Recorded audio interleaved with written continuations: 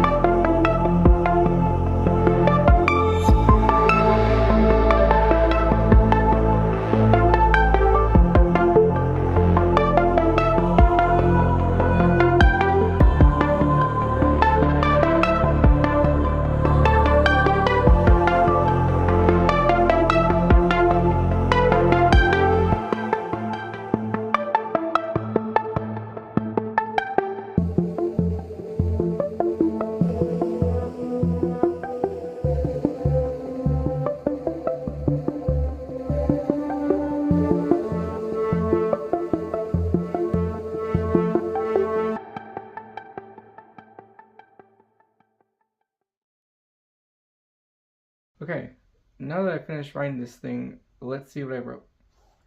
On the eve of her 24th birthday, Jane was still unmarried.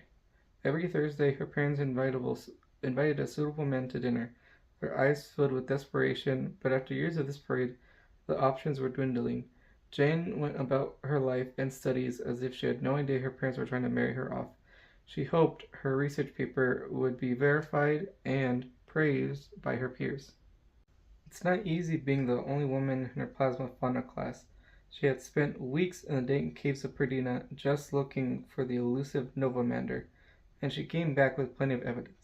She dared the Council for Planetary Wildlife to deny it. And what had Marcus and his goons done? Next to nothing. They spent all their time playing geodball. That's what her parents couldn't understand. None of these men were sophisticated enough for her liking. Damn the traditions. She was gonna marry when she wanted to, not when her parents wanted her to. It wasn't her fault that her brother decided to marry off-planet. Besides, Zathora was a perfectly fine being. They did not need biological children to prove their love. That way of thinking was so last century. With how easy it was to travel off-world, Jane did not see why she had to marry so soon. Respectfully, her parents had married young, and they were unhappy. At least she had Vin to talk to about all this. Vin was such a good listener. Despite not being able to communicate, Vin seemed to understand her. Of course, people couldn't know about Vin. That was her little secret. If people found out that she had smuggled in a plasmoid blob to keep as a pet, they would disintegrate Vin and jail June for the rest of her life. She couldn't understand what the big deal was. Vin could absorb anything, but was perfectly content to stay in June's pouch most of the time. That's when Jane had a thought, a pleasant one. If her research was well received, she could collect a hefty amount of tokens, go off-world with Vin, and research plasma fauna for the rest of her life, without ever getting married. And that's the end of the story. So yeah, that's what I did with this prompt. I would love to know what you guys thought of this little story. I might try to do more videos like this, but we'll see. If you guys want to try this for yourself, I'll leave the prompt in the comments and in the description. Of course, it doesn't have to be sci-fi, you can make it whatever you want. If you want to see me do more challenges like this, feel free to subscribe. With that being said, I hope you guys have a good rest of your day, and I'll see you in the next video. This is Mateo Leon Rodriguez, Authortube extraordinaire. Thank you for watching my video. You could find another one there.